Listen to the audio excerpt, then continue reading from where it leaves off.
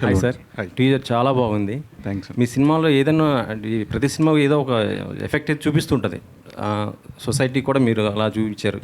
Solo కానీ లేకపోతే బాణం కానీ మొన్న వచ్చినట్టు ప్రతినిధి 2. యాక్చువల్లీ ప్రతినిధి 2 సినిమా ఎలక్షన్స్ ముందు రావటం వైసీపీ మీద ఎఫెక్ట్ బాగా పడింది అనిపించింది నాకైతే. మీకేమనిపించింది సార్ మీ సినిమా ఎఫెక్ట్? నాకు తెలియదండి, ఎందుకంటే it was too late. Release 2 days ముందు రిలీజ్ అయింది. అండ్ సినిమా ఎలక్షన్ సినారియోస్ మీద అయితే సంబంధం లేదు. కాకపోతే అది కొంత బ్యాక్గ్రౌండ్ మొత్తం ఉంది దాని సినిమా. అంటే 2 రోజుల్లో నేను మార్చేయగలుగుతానంటే 5 ఏళ్ళు మారుస్తూనే ఉండేవాడిని కదండి. సో అప్పటికే జనాలు మారిపోయారు. సో అచ్చా అంటే ఇప్పుడు ఉన్నటువంటి స్టార్స్ ఏంటంటే వాళ్ళ సినిమాని ప్రమోట్ చేసుకోవటం కోసం, అంటే ఇప్పుడు చాలామంది ఇప్పుడు పవన్ కళ్యాణ్ సంబంధించి చూస్తుంటే వాళ్ళు పిఠాపురంలో ఈవెంట్ చేస్తున్న పరిస్థితి ఉంది. మీరు ఎక్కడ చేస్తారా? హిందూపురంలో చేస్తారా? ఒకవేళ ఈవెంట్ చేయాలనుకుంటే, లేకపోతే కుప్పంలో చేస్తారా? లేదండి, అంటే ఇప్పుడు నిజంగా యాక్చువల్గా ఈ టీజర్ లాంచ్ వరకే ఆలోచించామండి. ఇంకా we didn't think about that. But డెఫినెట్గా ఏంటంటే వీ వాంట్, అంటే హైదరాబాద్తో పాటు ఇటు వరంగల్ కానీ, అటు వైజాగ్ కానీ, తిరుపతి కానీ, everywhere we want promote the film.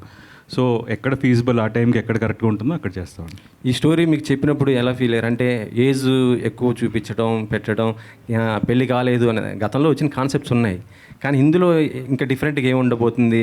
యాక్చువల్గా శ్రీదేవి గారిని పెట్టారు, అంటే ఆల్రెడీ ఆమె మ్యారీడ్, మళ్ళీ ఇప్పుడు సెకండ్ ఇన్నింగ్.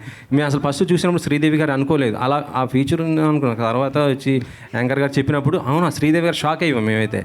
అంటే శ్రీదేవి గారిని తీసుకోవడానికి ఏంటి రీజన్ ఏంటి? బాగుంది, ఆయన సర్ప్రైజ్ అయ్యారంటున్నారు. చాలా బాగుంది. యాక్చువల్గా ఒరిజినల్ ఏజ్ కంటే 6 ఏళ్ళు కోసాడండి. So I'm happy about it.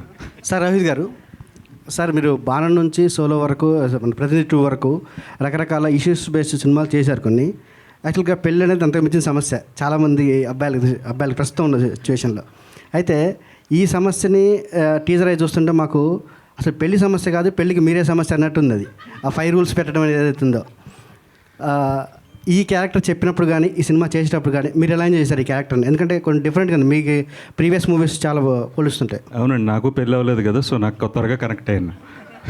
అదే క్యారెక్టర్ని ఎలా ఎంజాయ్ చేశారు మీరు? సో డెఫినెట్గా ఇది చాలా ఒక పెక్యులర్ క్యారెక్టర్ అండి. పొరపాటున నిజంగా ఈ కథ లాంటిది జరిగితే మాత్రం గుండె అయిపోద్ది ఎవరికైనా.